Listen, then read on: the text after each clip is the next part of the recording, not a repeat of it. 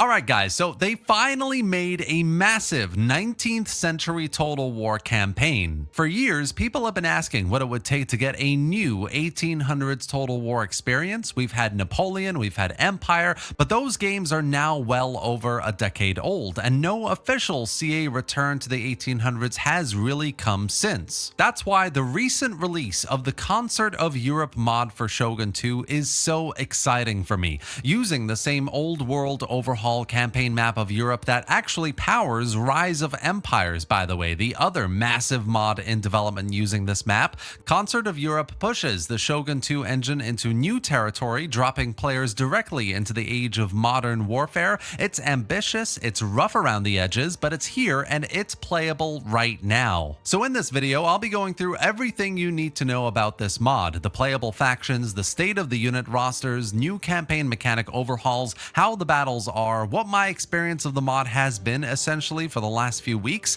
and by the end, I guarantee you will want to check this out for yourself. Now, before we dive straight in, if you don't own Total War Shogun 2 and you want to play this mod, you can pick up the game and its DLCs with a massive 88% off on Instant Gaming, a reputable game key reseller that I've been using for a little while now. They have a great roster of other games on sale as well, like Stronghold Crusader Definitive Edition, Borderlands 4 which just released, or even the entire Total War catalog, all with big discounts. So if you're thinking about buying a new game, make sure to click the link below in the video description to get your games all for cheap and support the channel at the same time. Now let's get back to the video. Starting with the campaign, this is where Concert of Europe really shows its ambition. Right from the start, the sheer scale is striking. The entire old world overhaul map is here. It's been populated with playable factions, which means you can choose from across the entirety of Europe, North Africa, all the way east to India. That's 57 factions in total, all configured and made playable within just 3 weeks of development, an achievement that's almost unheard of in Total War modding. Half of that time was spent simply getting all the factions working, which tells you how much effort has gone into ensuring the campaign is functional and accessible from day one. But it's not just about filling the map, it's about making each turn feel like you're managing a nation in the 19th century. One of the most impressive aspects so far for me is the range of over 39 new building chains that have been added in. These aren't just filler structures either, they represent a serious attempt to replicate the administrative, economic, and military transformations of the age. On the administrative side, you've got structures that reinforce state authority, enhance taxation, expand governance across your lands. Economically, there are new production buildings that reflect the rapid industrialization of the century. Then there are the military chains, which tie directly into building and sustaining modern armies. A totally standout feature here is the railroad system, which directly affects army movement speeds. This small but impactful mechanic completely changes how you think about logistics. Nations with better rail infrastructure can redeploy forces faster, react to invasions more effectively, and extend their influence across greater distances. It mirrors the real-world strategic importance of railways in 19th century warfare, and it's a mechanic that feels like it belongs in a full official release. For a mod to include this already is genuinely impressive. Essentially, all of this diversity of buildings makes the campaign layer quite rich and rewarding. You're not just building up cookie-cutter cities, you're making real choices about how your state develops. Do you lean into industrial strength at the cost of slower cultural growth? Do you pour resources into your military while leaving your economy fragile? These kinds of questions are already emerging in Concert of Europe, and it's a sign that the campaign will only become deeper as development continues. Another major point of strength here is the sheer diversity of factions on offer. The inclusion of so many playable states means that campaigns feel different depending on where you start. Britain and France have the advantage of established empires and industrial power, while smaller nations like Poland or others offer more precarious and challenging campaigns. This wide opportunity for replayability is really good, even if faction unit rosters aren't yet differentiated. It also hints at the massive potential for the future. Once each of these factions gets its own unique military units, technologies, and generals, the campaign could become one of the most dynamic in any Total War mod for the game. But of course, there are some rough edges. Many buildings don't yet have their proper artwork or building cards, which can make the interface look unfinished. And like I said, many factions don't have their own individual unit rosters yet. A lot of the units are ported over from Napoleon, so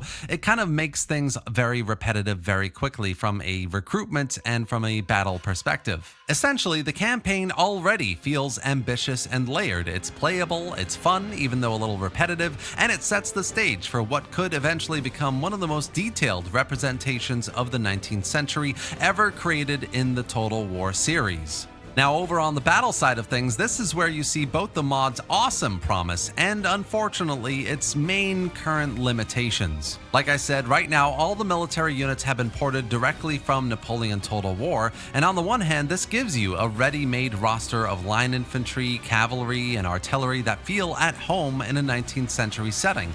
The visuals fit surprisingly well into Shogun 2's engine, and the uniforms and formations instantly shift the tone of battles away from medieval skirmishes and into the realm of gunpowder volleys and massed artillery duels. The sense of watching columns of infantry advance under fire or cavalry regiments sweep across a battlefield is essentially already here. But there is a pretty hefty catch here. At this stage of development, every faction uses the same units. Whether you're playing as Britain, France, or the Ottomans, the armies you field look and fight exactly alike. That means you don't get the unique tactical identities you'd expect from such a wide range of factions, and at the moment battles feel functional rather than distinctive. This is the area of the mod that has the most work left to do, and it's clear the team will need to spend a lot of time diversifying rosters if they want to give each nation its own character on the battlefield. That also means that balancing is going to be another big challenge. The imported Napoleon units bring in the general framework of musket and artillery combat,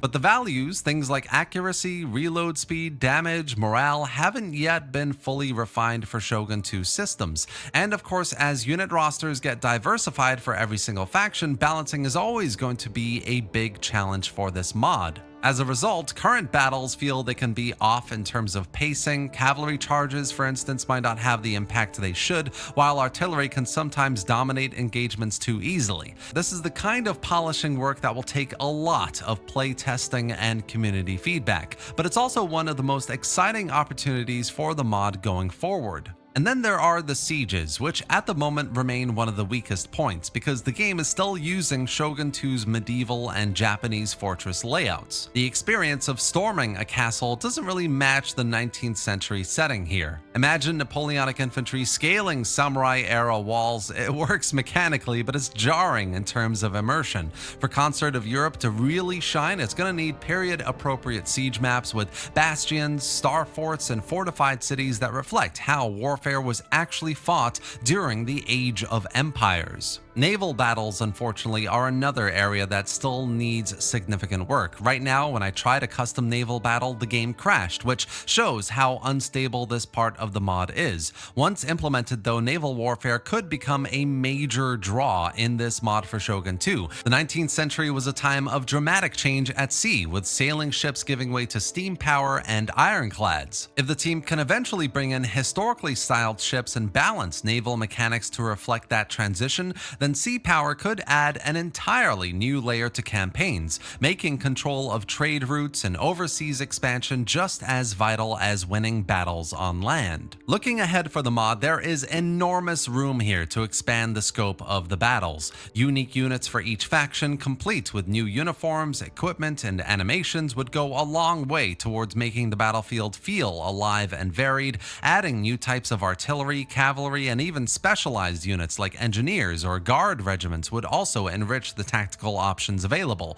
And it doesn't need to stop there. I mean, implementing famous generals and admirals complete with traits and abilities could tie the battles more closely to the personalities of the era. All of this would take time, but it's exactly the kind of content that could transform Concert of Europe from a promising framework, which is what it currently is, into a truly great mod. So overall, after spending a few weeks with Concert of Europe, I think it has everything to become a great mod for Shogun 2, but it is still in its infancy. I had crashes when I tried to play naval battles, and the land battles, while enjoyable, quickly become samey because every faction feels the same troops. What impressed me so far, though, was the campaign layer, particularly the depth and diversity of buildings. The administrative and economic chains give you a lot of meaningful choices about how to grow your state, and the rest of the buildings make it feel like you're building towards real 19th century power projection. The sheer number of playable factions is also a huge plus for me. Over 57 from Europe to North Africa to India is a massive number. There's a wealth of starting positions and strategies to choose from. This does keep the campaign fresh even when the battle rosters repeat themselves. Still though, the lack of unique units here I think is going to affect a lot of people. It is definitely the mod's most pressing issue,